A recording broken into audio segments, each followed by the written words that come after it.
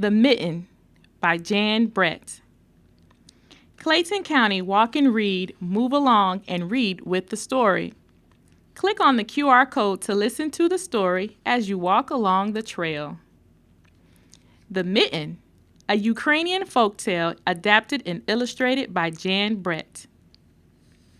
Clayton County Walk and Read, move along and read with the story.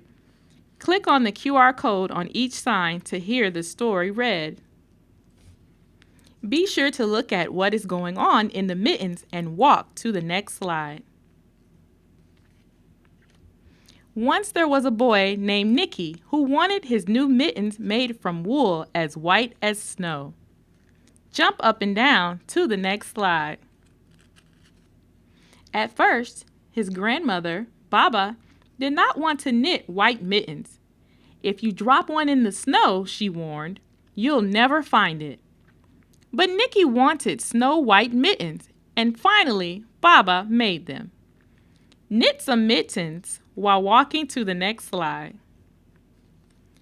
After she finished, she said, when you come home, first I will look to see if you are safe and sound, but then I will look to see if you still have your snow white mittens. So off Nicky went, and it wasn't long until one of his new mittens dropped in the snow and was left behind. Climb a tree to the next slide. A mole, tired from tunneling along, discovered the mitten and burrowed inside. It was cozy and warm and just the right size, so he decided to stay. Hop like a rabbit to the next slide. A snowshoe rabbit came hopping by. He stopped for a moment to admire his winter coat. It was then that he saw the mitten, and he wiggled in, feet first. The mole didn't think there was room for both of them, but when he saw the rabbit's big kickers, he moved over. Admire yourself while walking to the next slide. Next, a hedgehog came snuffling along. Having spent the day looking under wet leaves for things to eat, he decided to move into the mitten and warm himself. The mole and the rabbit were bumped and jostled, but not being ones to argue with someone covered with pricklies, they made room. Sniff along the path while walking to the next slide. As soon as the hedgehog disappeared into the mitten, a big owl, attracted by the commotion, swooped down. When he decided to move in also, the mole, the rabbit, and the hedgehog grumbled. But when they saw the owl's glinty talons, they quickly let him in. Swoop along the path to the next slide. Up through the snow appeared a badger.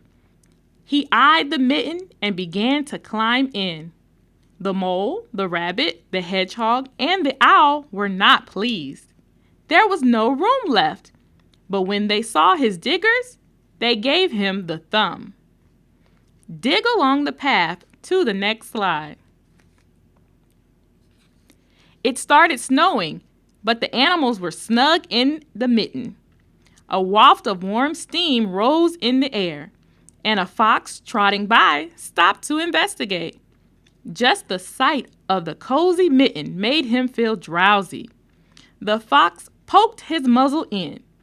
When the mole, the rabbit, the hedgehog, the owl, and the badger saw his shiny teeth, they gave the fox lots of room.